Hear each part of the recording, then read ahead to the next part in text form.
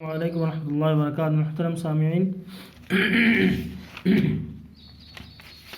اس کے پہلے میں نے یہ سبق پڑھایا آپ لوگوں کو، ٹھیک ہے۔ اب اس کے بعد سبق پیج نمبر 35، اس کے بعد پیج نمبر 36 ہے یہ، ٹھیک۔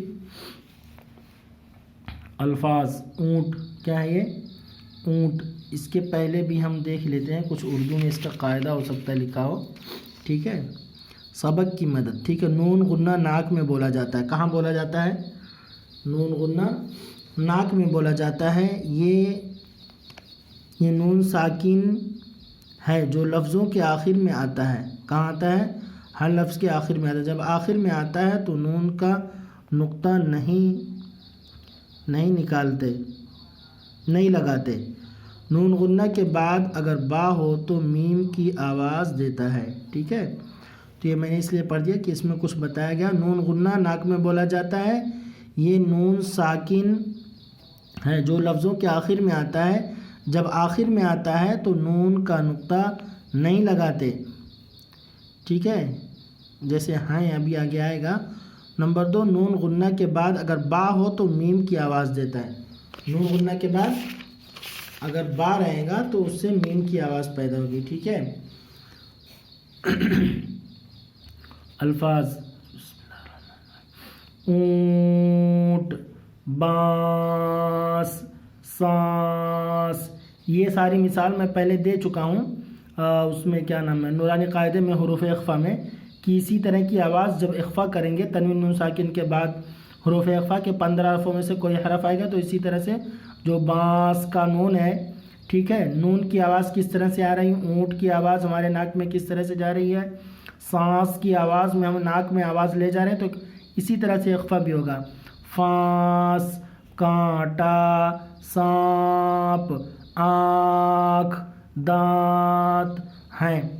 جب آخر میں نون لکھا جاتا ہے تو اس میں نقطہ نہیں ہوتا، وہی پیچھے نقطہ نہیں لگاتے ہیں، بتائے گا۔ تو یہ مثال سامنے آ گئی ہیں۔ میں، وہاں، یہاں، کہاں، ہوں۔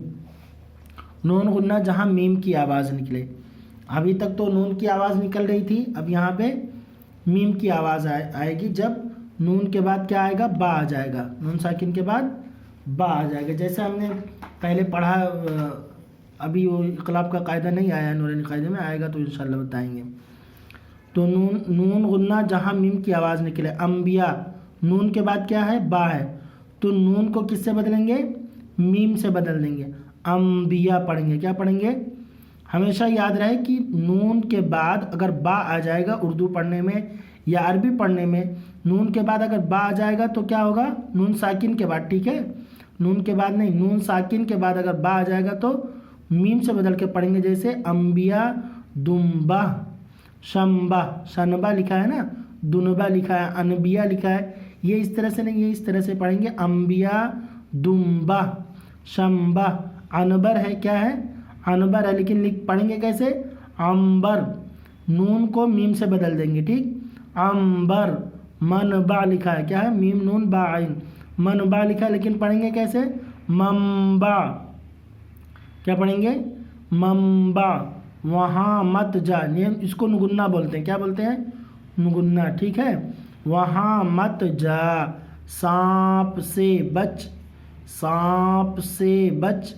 اونٹ کانٹے کھاتا ہے، اونٹ کانٹے کھاتا ہے۔ آنکھ اور دانت صاف کرو، بہت انبیاء آئے، بہت انبیاء آئے۔ شنبہ کے بعد یک شنبہ آتا ہے، دریا کا منبع ہے۔ عنبر ایک خوشبو ہے، کیا ہے؟ عنبر ایک خوشبو ہے۔ تو میں نے آپ لوگوں کو یہاں سے یہ بھی بتا دیا کہ نون غنہ کیا ہوتا ہے، اور اس میں مثال جیسے بانس ساز کی مثال دیا تھا حروف اخفا کی، وہ بھی بتا دیا ہوں۔ اور نون ساکن کے بعد با آئے گا، چاہے اردو میں ہو چاہے نورانی قاعدے میں ہو، تو کیا ہوگا؟ میم سے بدل کے پڑھیں گے، جیسے عنبر، شنبا، انبیاء، دنبا، ٹھیک ہے۔ عنبر ایک خوشبو ہے، عنبر کیا ہے؟ ایک خوشبو ہے۔ اب آپ لوگ اس کو 3 بار 4 بار 5 بار 6 بار، مطلب اگر ایک بار میں یاد ہو جا رہا ہے یا دیکھتے ہی یاد ہو جا رہا ہے، یہ سبق ہے، جتنے بھی سبق ہم نے ڈالے ہیں، اگر آپ لوگ کو دیکھتے ہی یاد ہو جا رہا ہے تو مت سنیے، ٹھیک ہے؟ پھر آگے کے سبق کا انتظار کیجیے، ٹھیک ہے؟